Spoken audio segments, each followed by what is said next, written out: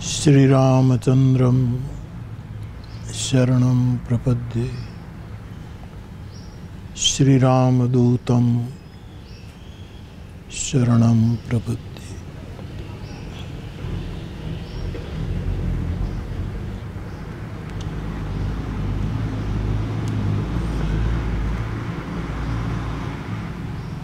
हमारे पूरे राष्ट्र के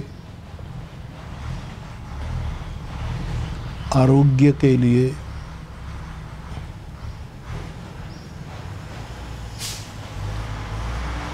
और दुनिया के आरोग्य और मंगल के लिए हमारे देश में जो अनुष्ठान चल रहा है,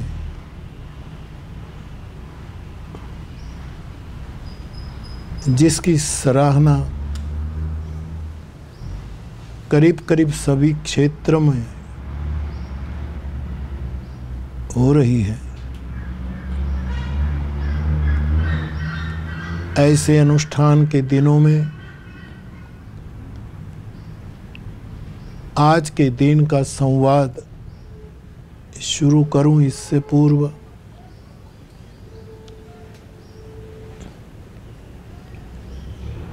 मेरी वैश्विक व्यास वाटिका के सभी फूलों को मेरी जुलती व्यासपीठ से मेरा प्रणाम। जय सिया राम।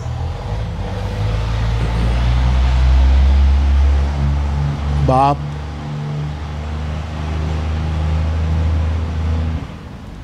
आज हमारे भारतीय पंचांग के मुताबिक वैशाख शुक्ल तृतीया मानी अक्षय तृतीया का दिन है।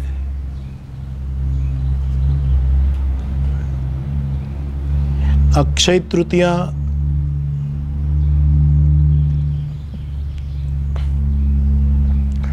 बड़ा सगुन का दिन माना जाता है।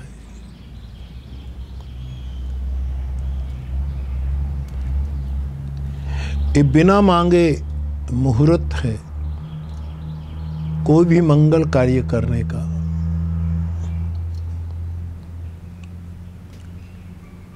इससे हम सब विदित है बाप।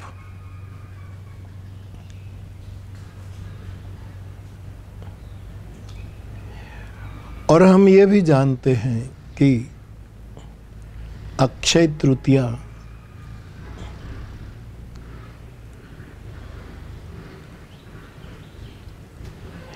हमारी अवतार परंपरा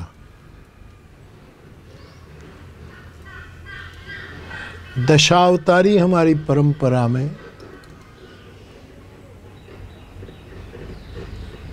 एक अवतार है भगवान परशुराम। और ये अक्षय तृतीया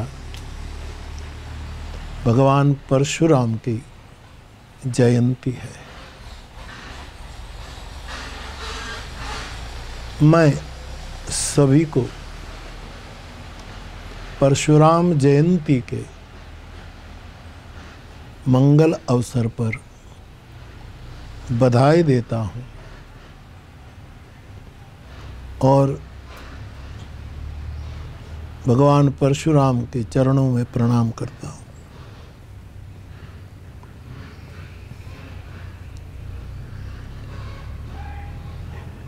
संतों से मैंने सुना, आपको भी कई बार सुनाया है कि हमारे अवतार की परंपरा में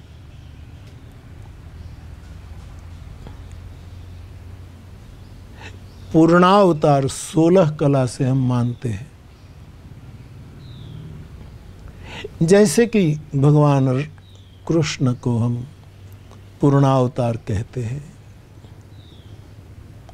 राम कथा जगत, और ये हकीकत भी है, राम को भी पूर्णावतार मानते हैं। आदित्य 12 होने के कारण आदित्य वंश में राम पधारे हैं, इसीलिए वो 12 कलाओं से पूर्ण है। और भगवान योगेश्वर श्री कृष्ण चंद्रकुल में, चंद्रवंश में प्रकट हुए हैं और चंद्र 16 कलाओं से परिपूर्ण माना जाता है, इसलिए उस 16 अवतार 16 कल माने गए। बाकी सभी अवतारों में कम ज्यादा मात्राओं में कलाओं का जिक्र है।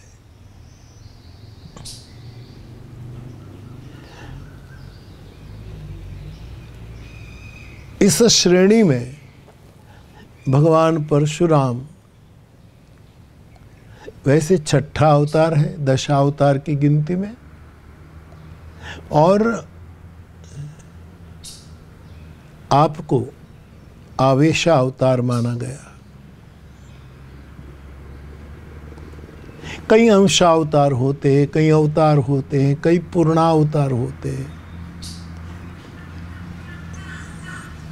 कई शीघ्र अवतार होते हैं, क्षणिक अवतार होते हैं। ऐसे एक अवतार है आवेशावतार। मैंने आपसे संवाद करते हुए कई बार सुनाया है कि लोहे का रंग काला है, लाल नहीं है।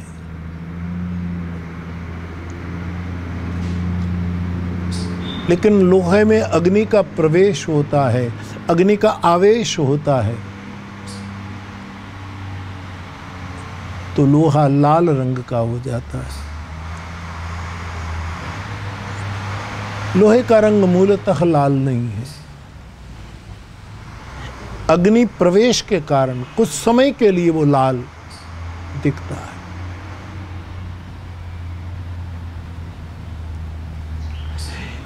निश्चित समय पूरा होते ही फिर वो अपने रंग में, अपने स्थायी भाव में आ जाते हैं।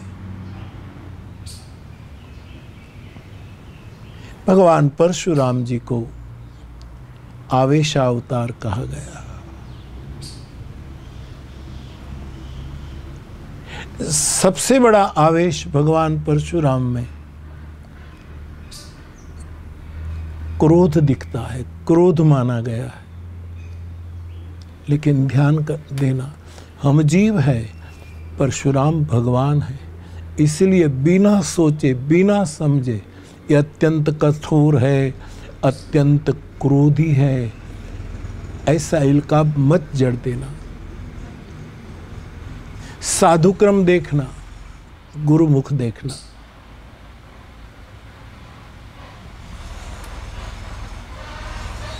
महाभारत के इन श्लोकों का मैंने पाठ किया, लेकिन स्मृति में नहीं, याद नहीं, मेरे पास है। लेकिन महर्षि भरद्वाज जी का एक पुत्र संपूर्ण ज्ञान पाना चाहता था, इसलिए उसने तपस्या का मार्ग किया, बहुत तप किया।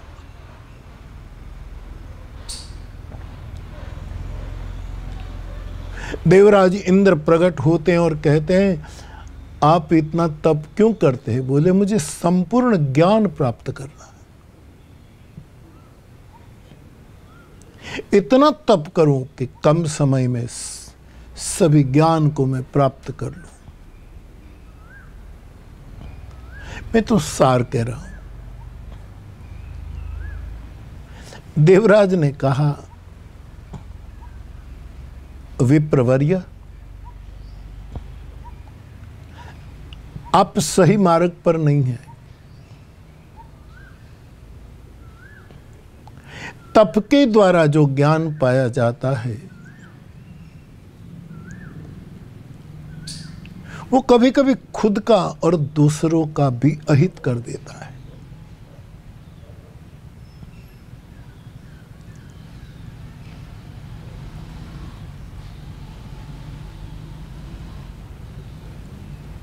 विप्रर्षि, तप का फल तेज है, ज्ञान नहीं। बहुत प्यारी बात, व्यासपीठ के स्वभाव की बात वहां आई है। वहां कहा ज्ञान सदैव गुरुमुख से आता है।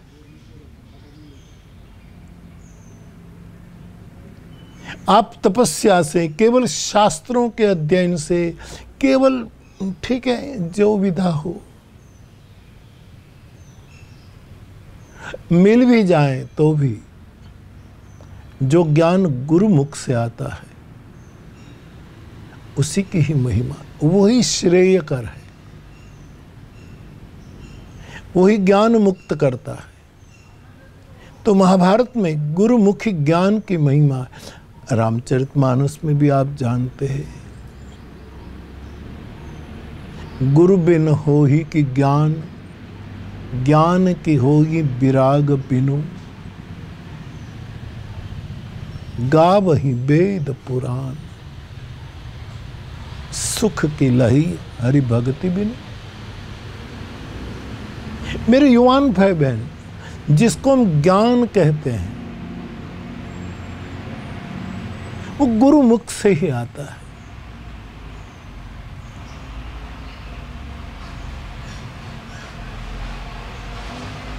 शास्त्र मुख से भी आता है, लेकिन गुरुमुख की महिमा गजब है। भरद्वाज जी के पुत्र के कथा में तो फिर बहुत बड़ा हानिकारक प्रसंग का वर्णन है, कभी पढ़ लेना।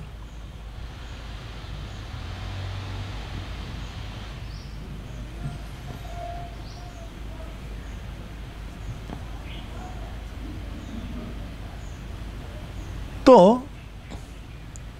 हम केवल ग्रंथों को देखकर ऊपर ऊपर से भगवान परशुराम के बारे में कोई एक निर्णय न कर ले। प्लीज, परशुराम जी अवतार है, भगवान है।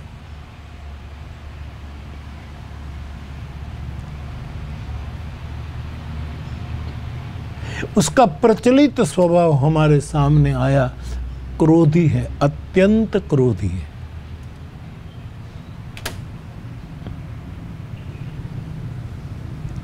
लेकिन साधु क्रम से, गुरुमुखी ज्ञान से हमें भगवान परशुराम को परखना होगा। रामचरितमानस में तो कितना बड़ा आपका वर्णन है।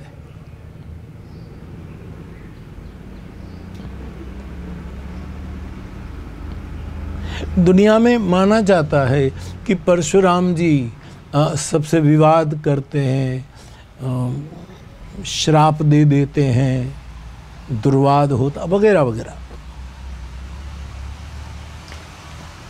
लेकिन राम और परशुराम दोनों के बीच में जब बातें होती हैं धनुष भंग के बाद, तब तो राम राम संवाद है, दो राम के बीच में संवाद है।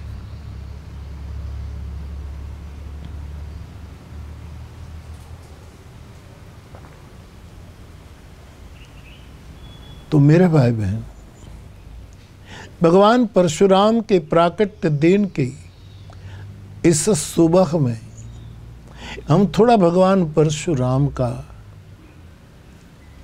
गुण संकीर्तन करें और इस तरह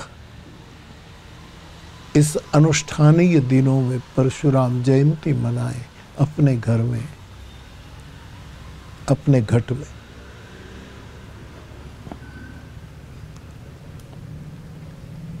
आप जानते हैं रामचरितमानस में जब परशुराम भगवान प्रवेश करते हैं तब लिखा है, ते ही अवसर सुनि शिव धनु भंगा, आए वो भृगु कुल कमल पतंगा।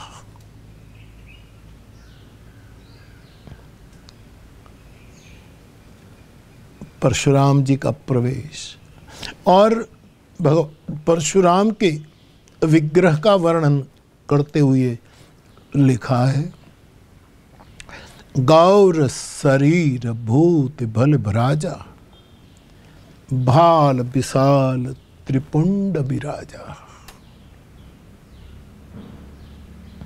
गौर वर्ण है, भस्म का लेपन किया है, विशाल भाल में त्रिपुंड धारण किया है। परशुराम जी भगवान सदाशिव, भगवान महादेव के परम उपासक हैं।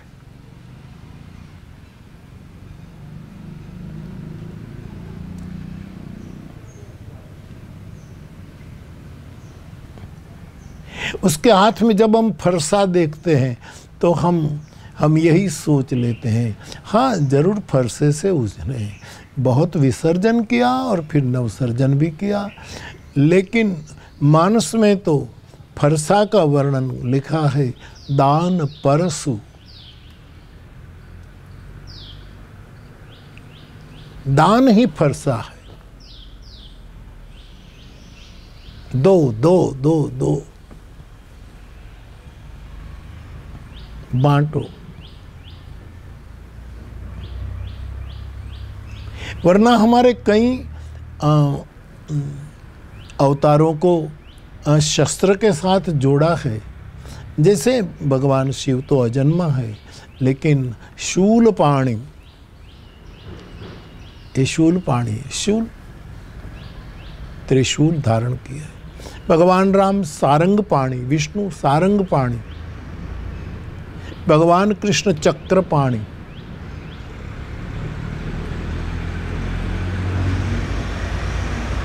लेकिन परशुराम एक ऐसी संज्ञा हमारे पास आई जो पूरा नाम ही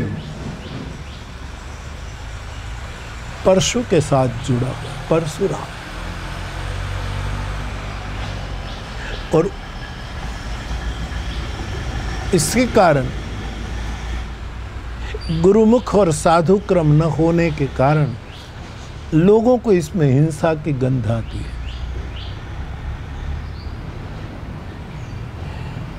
बाप भगवान परशुराम के पूजन कर रहे हैं, हम वांग्मयी पूजा कर रहे हैं, तब मुझे पर भगवान परशुराम के 3 महत् गुण अद्भुत लगते हैं। परशुराम जी परम तपस्वी है,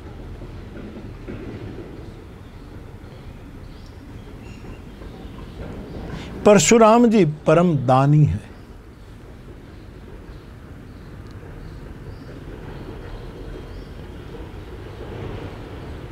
परशुराम जी बड़े याज्ञनिक है, यज्ञ करता है।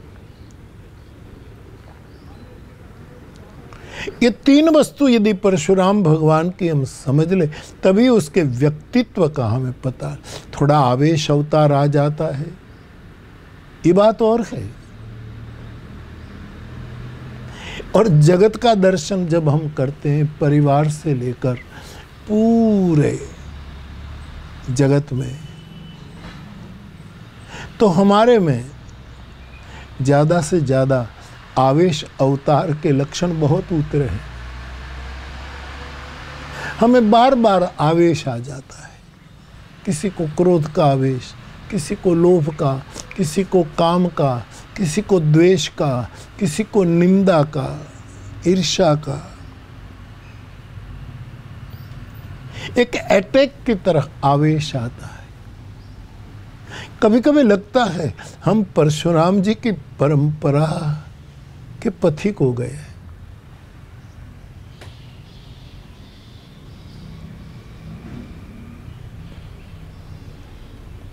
परशुराम भगवान का आवेश सर्जनात्मक है,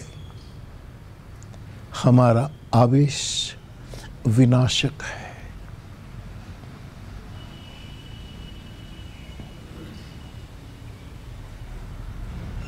काम क्रोध से उत्पन्न हुआ जो वेग है, ये हमारा और भगवान परशुराम का भिन्न है। तो बाप भगवान परशुराम का जीवन में 3 दृष्टि से देखता हूं, उसमें तप है, दान है और यज्ञ है।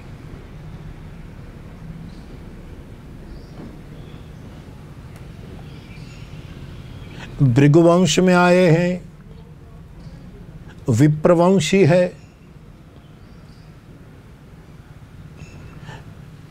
और ये तीनों लक्षण कभी किसी को छोड़ने नहीं चाहिए। भगवत गीता में भी लिखा है, यज्ञ, दान और तप कभी त्यागो नहीं। ये बड़े बड़े बुद्धिमानों की बुद्धि को बार बार विशुद्ध करता है।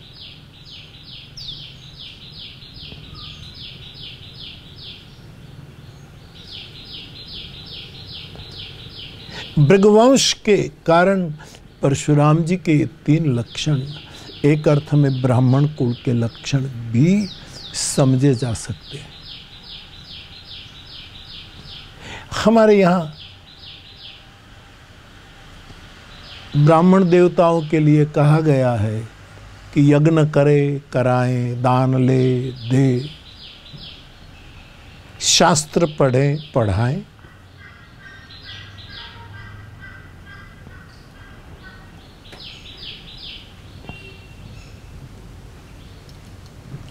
तीनों वस्तु भगवान परशुराम परिपूर्ण रूपेण करते।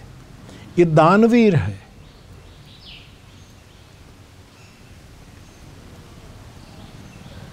त्यागवीर है, ये बड़े तपस्वी हैं,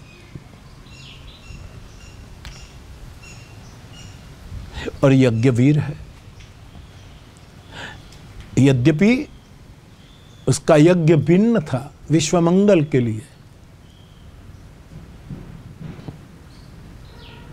रामचरितमानस में जब लक्ष्मण जी परशुराम जी को कहते हैं, विप्र के हृदय में बहुत दया और करुणा होनी चाहिए विप्र उर अघनेरी। महाराज, आपके हृदय में इतना बड़ा क्रोध, आप विप्र है, आप तो बोध देने वाले बोधि है।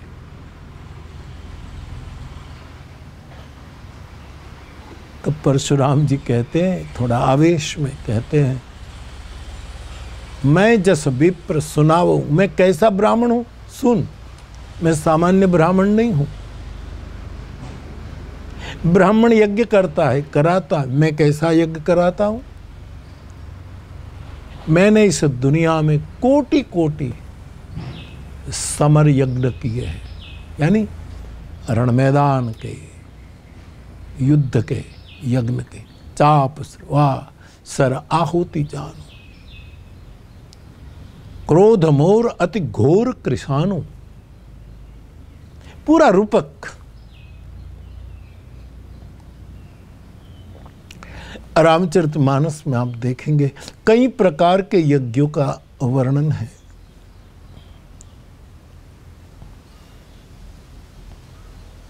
परशुराम जी जो यज्ञ कर रहे हैं वो विश्व मंगल के लिए, विश्व में मैत्री स्थापित हो इसलिए कर रहे हैं। इसलिए विश्वामित्र का यज्ञ सात्विक यज्ञ है, सत्व प्रधान यज्ञ। और कोई भी सत्व प्रधान कार्य करो उसमें विघ्न ज्यादा आते हैं।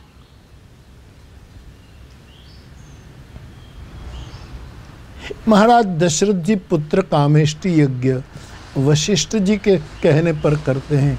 ये इसमें पुत्र कामना है, ये रजोगुणी यज्ञ है।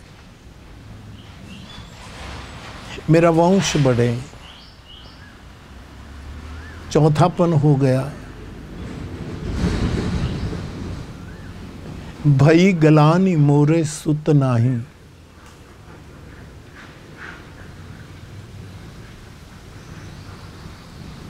यहां रजोगुणी यज्ञ का अर्थ कोई गलत न करे। यद्यपि राम ब्रह्म है, भगवान का अवतार होगा, तब तो ये गुणातीत बात है।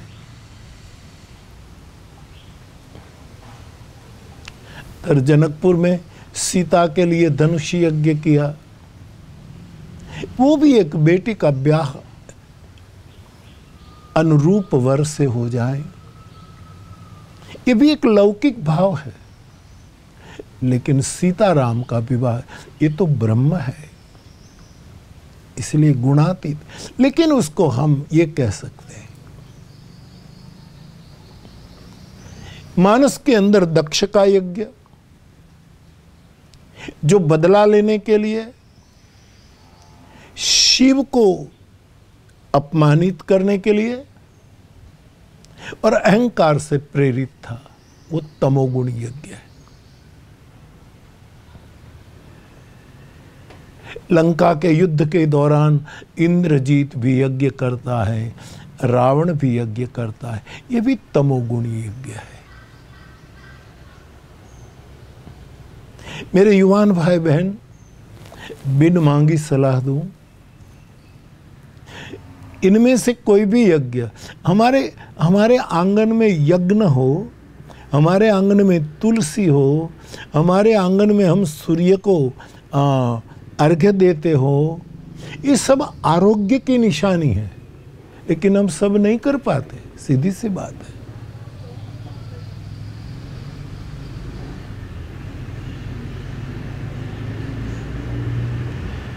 गुणातीत यज्ञ है,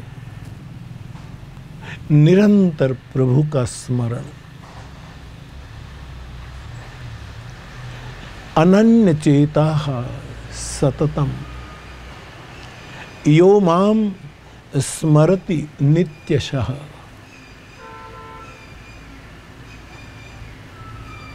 निरंतर प्रभु की स्मृति, हे हरि हे हरि हे हरि। उधो ब्रज बिसरत नाही, जब जब राम अवध सुधि करही। सिमरन सुमिरन एक गुणातीत यज्ञ है बाप। हम जैसे जीवों के लिए यही यज्ञ विशेष सार्थ। इन सभी यज्ञों की महिमा है ही।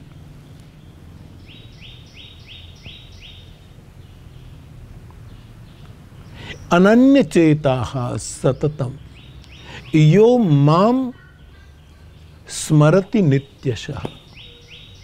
योगेश्वर भगवान कृष्ण का ये वचन है। अर्जुन अनन्य चित से निरंतर, एक तो अनन्य चित, एक ही जगह पर एक धारा, और सततम यो माम स्मरति नित्यशः, जो मुझे मेरा स्मरण करता है। दूसरी पंक्ति युवान भाई बहन बहुत बल प्रदान करती है पूर्णावतार कृष्ण के, तस्याहम सुलभः पार्थ। हे अर्जुन, ये निरंतर स्मरण करने वाले के लिए मैं सुलभ हूं। नित्य युक्तस्य योगिनः तस्याहम सुलभः पार्थ। अमृत है। निरंतर स्मृति, अखंड स्मृति एक गुणातीत यज्ञ है। कर्मकांड के द्वारा, पौराणिक या वैदिक यज्ञों के द्वारा कुछ फलाकांक्षा है, हमें ये चाहिए, हमारा एक काम, इस सब यज्ञ रजोगुणी।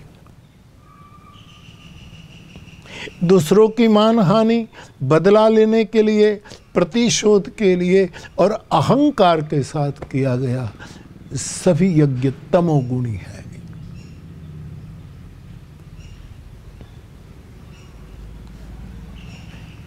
विश्व बंधुत्व के लिए, वैश्विक मैत्री के लिए जो अनुष्ठान और यज्ञ किया जाए वो सात्विक है।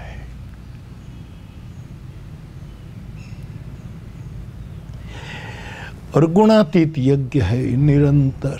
हे हरि हे हरि हे हरि।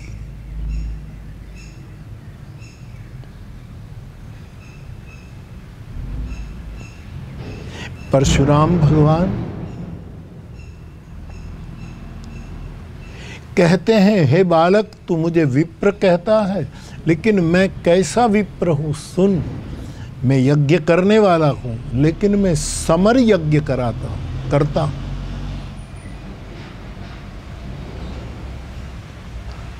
जैसे यज्ञ में एक काल में बलि चढ़ाई जाती थी, मैं कितने कितने राजाओं की बलि चढ़ा चुका हूं मेरे यज्ञ में।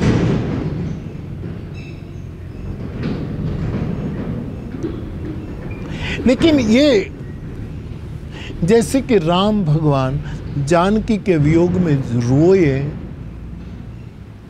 चीखे, पागल की तरफ पेश आए, एक लीला है।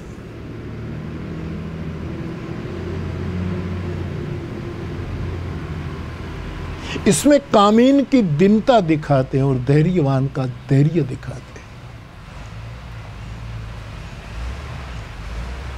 इसका मतलब भगवान कामी नहीं है।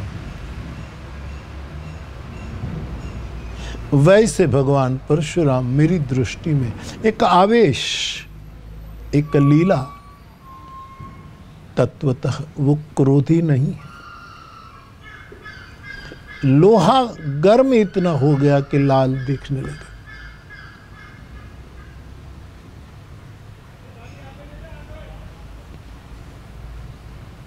तो हम बहुत निकट से भगवान परशुराम का चरण स्पर्श करके उसको पहचाने।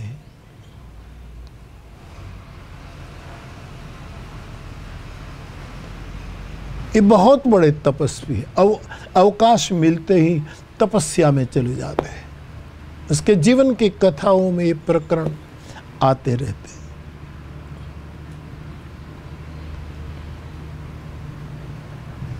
ये तपस्वी है। परशुराम जी बड़े दानी हैं। विपुल बार महिदेवन दिन ही, जितनी बार पृथ्वी आपने जीत ली, वो बार बार कई बार ब्राह्मणों को दान दे दी। दानी है।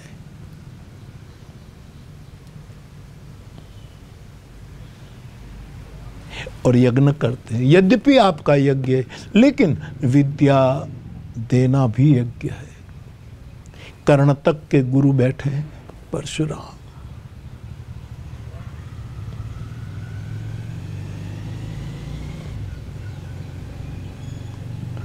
गुरुओं की परंपरा में एक दो ये बात ये भी आती है, एक गुरु होता है और गुरु का भी जो गुरु होता है उसको हम परम गुरु कहते हैं।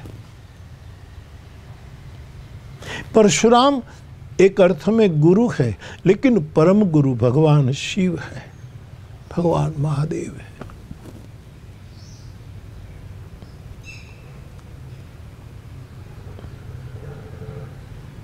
तो यज्ञ, दान और तप, ये परशुराम भगवान की प्रस्थान त्रयी है। वो बहुत तप करते हैं, बहुत दान करते हैं और यज्ञ करते हैं। कोई भी काल हो, कोई भी जाति हो, कोई भी हो, कोई भी देश हो, इन तीन सूत्रों का निरादर कौन करेगा? यदि जिद और स्वभाव की वक्रता छोड़े तो।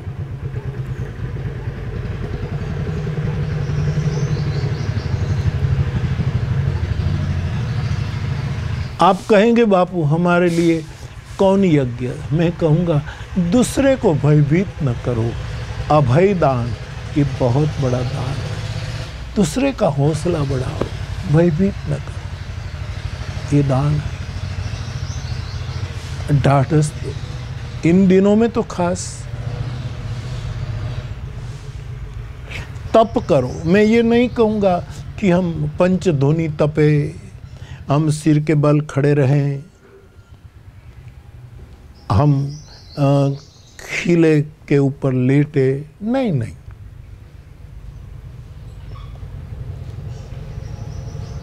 ये अनुष्ठान के दिनों में सब घर में बैठे हैं, अकेले बैठे हैं, ये भी एक तप है। खतरा बहुत बड़ा है। रोज सुनते हैं तो कोई भी आदमी डर जाता है, लेकिन उसके सामने देखे तो एक नवसर्जन का सुप्रभात भी निकल रहा है। ये तप है।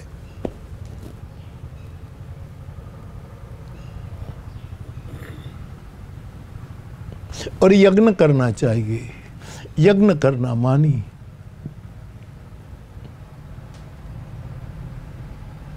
अनन्य चेता सततम यो माम स्मरति नित्यशः। फिर ये 3 बातें हमारे लिए उपयोगी है।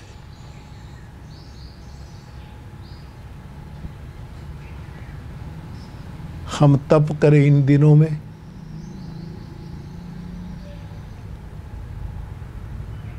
हम दान करें, सहयोग करें,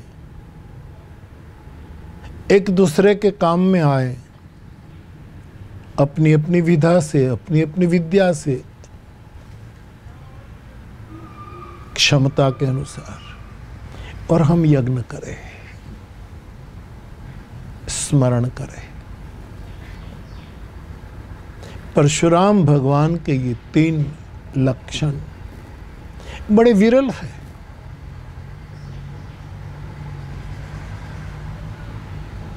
भगवान राम भी यज्ञ करते हैं, भगवान राम तपस्या करते हैं, भगवान राम दान देते हैं। सभी अवतारों में ये देखा गया।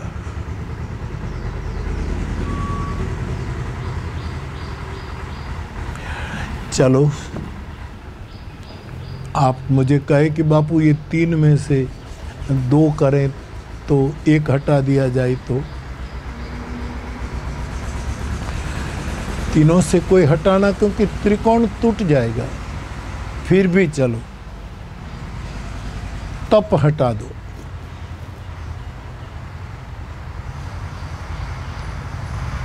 आप कहें 1 और हटा दो,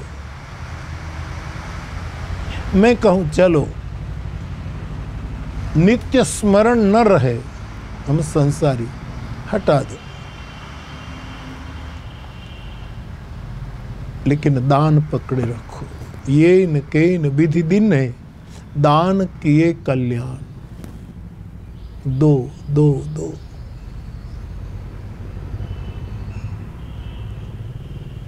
उपनिषदों में एक आख्यायिका आती है, द आप जानते हैं।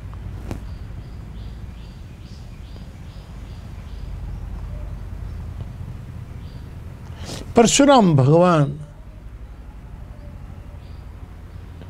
ज्ञान, दान, तप और यज्ञ का त्रिकोण है। इनमें 3 की प्रभुता है, क्योंकि तृतीया को प्रकट हुई है। ये त्रिपुंडधारी है।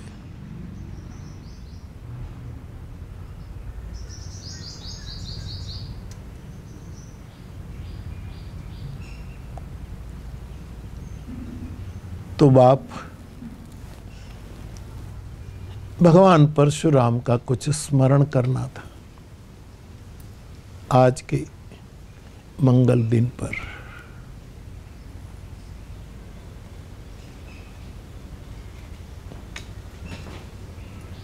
अद्भुत है व्यक्तित्व। वो अपना परिचय देते हुए मानस में कहते हैं, बाल ब्रह्मचारी अति क्रोधी। हमारी जो अवस्थाएं हैं साहब,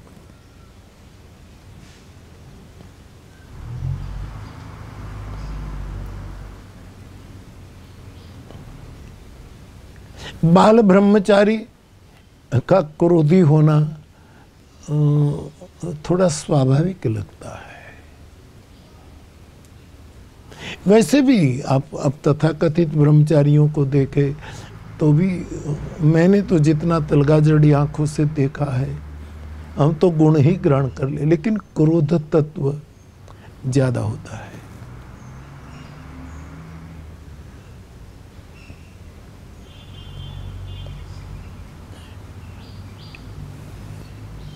ब्रह्मचारी बहुधा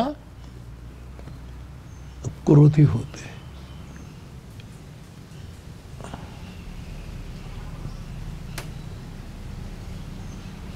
और गृहस्थ बहुधा भोगी होता है।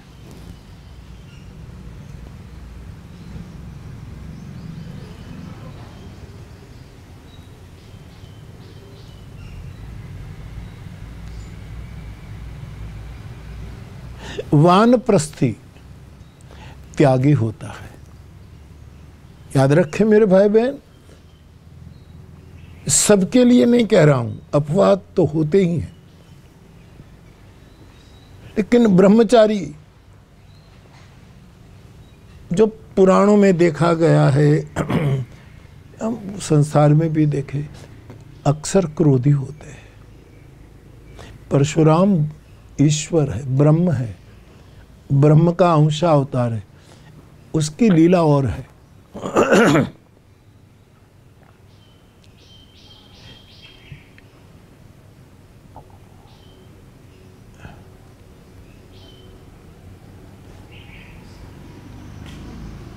ब्रह्मचर्याश्रम और फिर गृहस्थाश्रम। गृहस्थ भोगी होते हैं, इसका मतलब ये है कि कोई वैसा न हो, ऐसे नहीं, लेकिन ये भोगी होता है। वानप्रस्थाश्रमी ये त्यागी होता है। ओहि न विषय विराग भवन बसत भा चौथपन।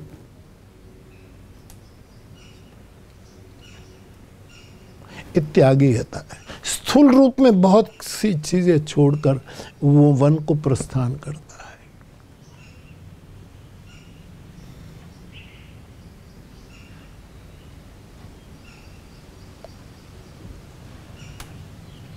और सन्यासी परम वैरागी होता है, योगी होता है।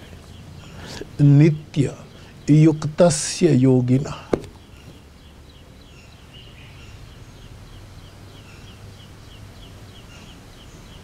वैसे मेरी तलगाजड़ी आंखों से गुरु कृपा से मैं भगवान परशुराम का दर्शन करूं तो वो ब्रह्मचारी भी है, वो गृहस्थ भी है। आप कहेंगे गृहस्थ, गृहस्थ मीन्स शादीशुदा हो वो ही गृहस्थ, इतना छोटा अर्थ मत करना।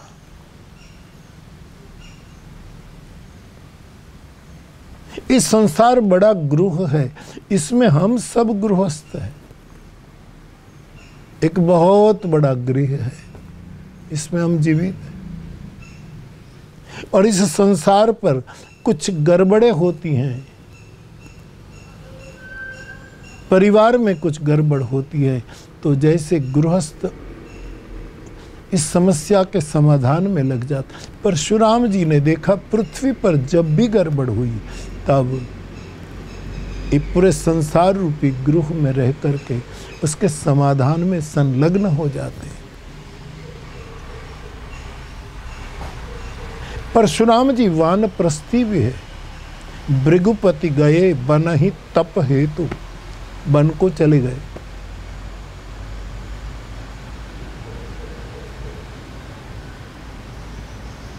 परशुराम जी परम वैरागी है। तो बाप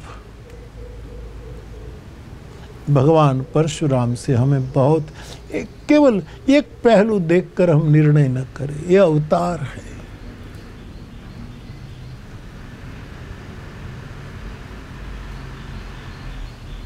उसको चारों ओर से देखे, परिक्रमा करके देखे। खैर, हम आज के दिन अक्षय तृतीया के दिन मैं और आप यदि हम करते हैं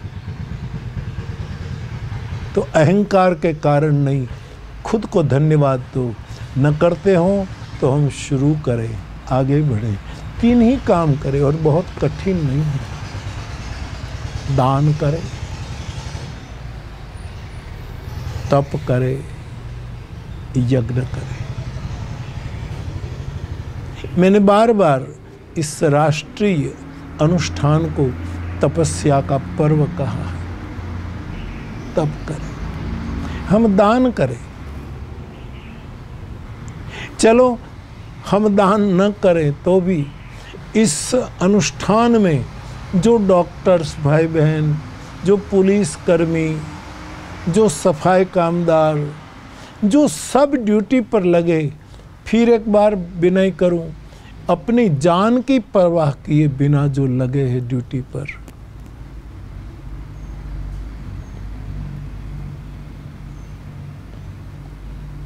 उसका सम्मान करें, आदर करें।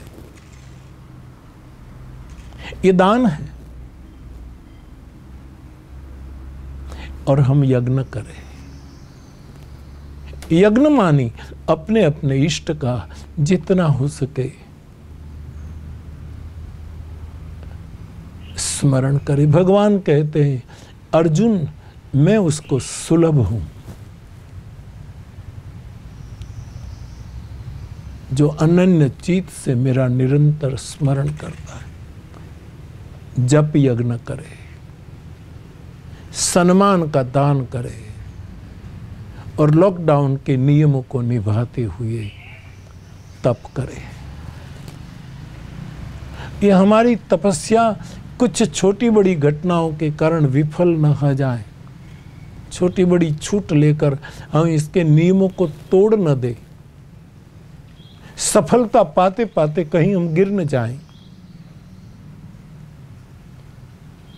इसलिए परशुराम जयंती अक्षय तृतीया के दिन हम दान, तप और यज्ञ का शिव संकल्प करें।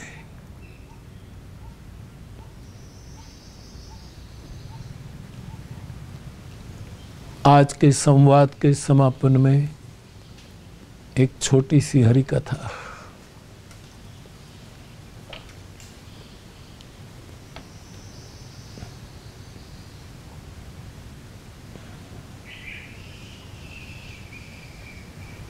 पहले मैं आपसे कहा करता था कभी कभी जो मैंने देहात में देखा है सो।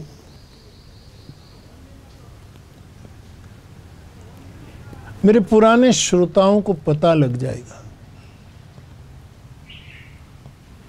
आपने कभी सोचा आप एक कुएं में नहाने जाए, आपको तैरना आता है, कुआं बड़ा गहरा है, बहुत पानी है, और उसमें एक घड़ा लेकर आप अंदर जाएं और अपने सिर पर घड़ा रखकर आप पूरे कुआं के पानी में नीचे जाए, डुबकी लगाएं तो आपके ऊपर कुबे का इतना फीट पानी है और घड़ा भी है, घड़े में भी पानी है।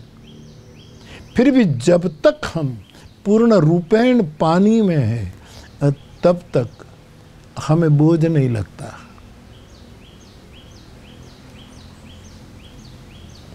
जैसे हम बाहर आते हैं तो हमारी गर्दन डगमगाने लगती है।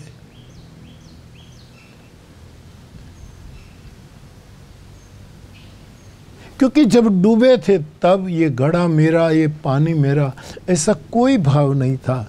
लेकिन बाहर आए तो लगा ये घड़ा मेरा है, घड़े में रहा पानी मेरा है, और ये जब मेरापन आया तो फिर वजन शुरू हो गया।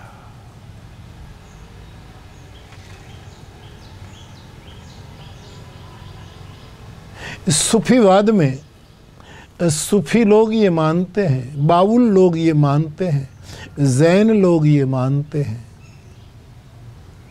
मार्गी साधु लोग मानते हैं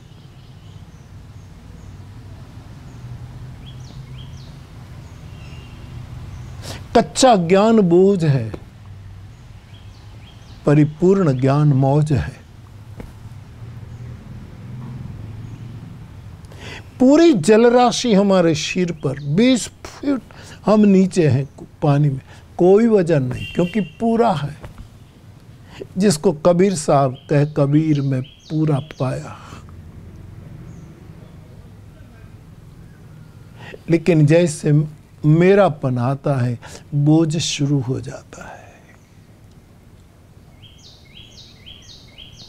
एक बाउल की कथा में तो मैंने पढ़ा, अच्छी बात थी कि जब हम कच्चा भोजन करते हैं तो हमारा पेट, हमारी होजरी बिगड़ जाती है, क्योंकि कच्चा है। पक्का भोजन करने से शरीर में शक्ति और पोषण अधिक होने लगता है। कच्चा ज्ञान बिगाड़ देता है पूरा ज्ञान।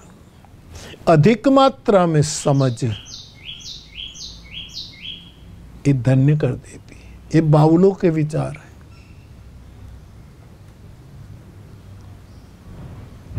बाउल जैसा मस्त कोई फकीर ऐसे ही बोध देता है अपने साधकों को।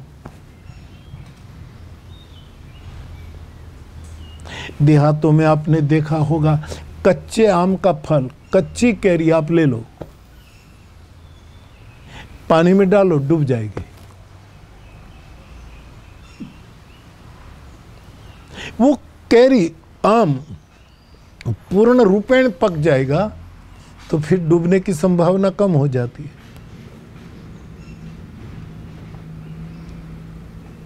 कच्चा ज्ञान डुबोता है, पक्का ज्ञान तार देता है। परशुराम भगवान के दर्शन में कच्चा ज्ञान हमें डुबो देता है, हमें कुछ गैर समझ में ले जाता है। परिपक्व ज्ञान जो गुरु मुख से आता है, इससे हम तैर जाते हैं। इस सूफियों का जो संदेश है बाउलों की कथाओं में,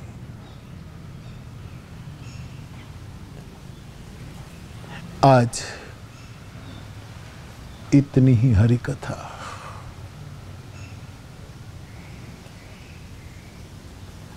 जो बोले सो हरि कथा, भजन करे निहकाम।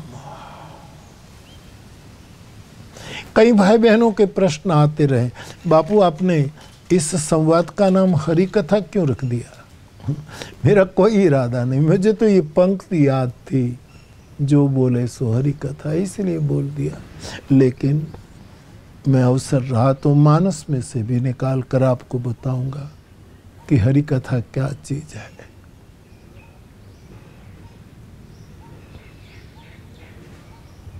आओ आज के संवाद के समापन में मेरे युवान भाई बहन, बीज से लेकर बट तक के मेरे सभी श्रोता, फ्लावर्स, हम दान करें, हम तप करें और हम यज्ञ करें। सर्वे भवन्तु सुखिनः, सर्वे सन्तु निरामयाः। खुश रहो बाप, खुश रहो। कल फिर मिलूंगा। कल तक आपसे विदा लेता हूँ। सभी को मेरा प्रणाम। जय सिया राम।